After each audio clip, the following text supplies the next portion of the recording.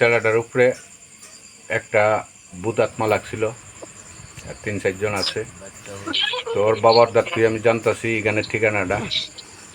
এখন শিব মাতা পার্বতীর আশীর্বাদে সন্তানটা সুস্থ হয়েছে, এলিগা এর উপলক্ষে মহাযজ্ঞ দেওয়া হচ্ছে। ওর বাবা তুই জানতাছি এই ঠিকানাটা। কি নাম আপনার?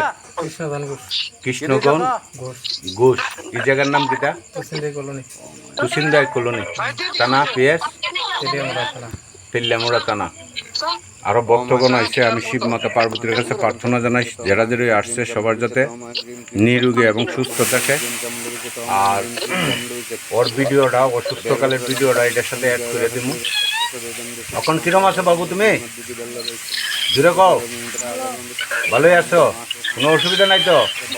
ঠিক আছে, আপনারা আশীর্বাদে যে যে জাগ্রত শিব পার্বতীর মন্দিরে সুস্থ হয়ে গেছেন এবং শিষ্যরা আছেন এবং আমার ভিডিও যারা যারা দেখবেন সবাই বালকটার উপরে, সন্তানটার উপরে আশীর্বাদ রাখবেন যাতে আরও লেখাপড়ার দিক দিয়ে ভালো হয়ে জায়গা। আর এটার সাথে অসুস্থকালের ভিডিওটা অ্যাড করবো। নমঃ শিবা। অক্ষণ যজ্ঞ আরম্ভ হবে। নমঃ শিবা।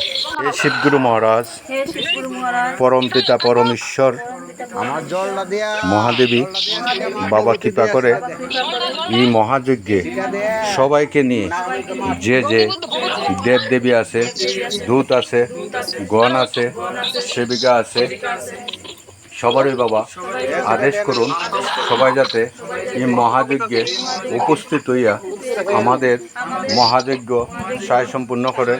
আর যে যে আমাদের মলিন বিচার আছে, নাগারাত্মা আছে, ভূত প্রেরত আছে, মানুষের দৃষ্টি আছে, সব কিছুই যাতে বাবা মা এই মহাযজ্ঞে ভস্ম হয়ে জায়গা, নাশ হয়ে জায়গা।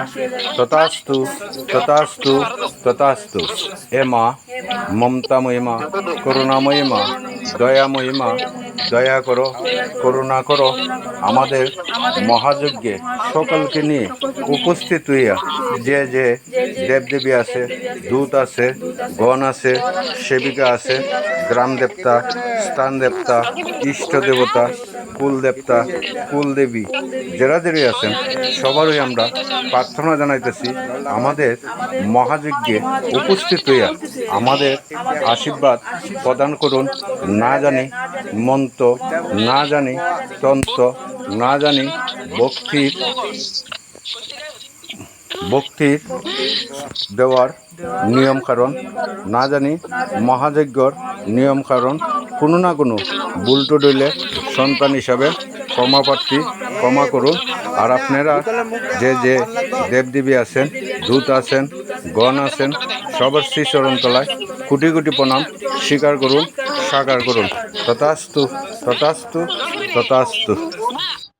একটু ফিল্টার থেকে চললো।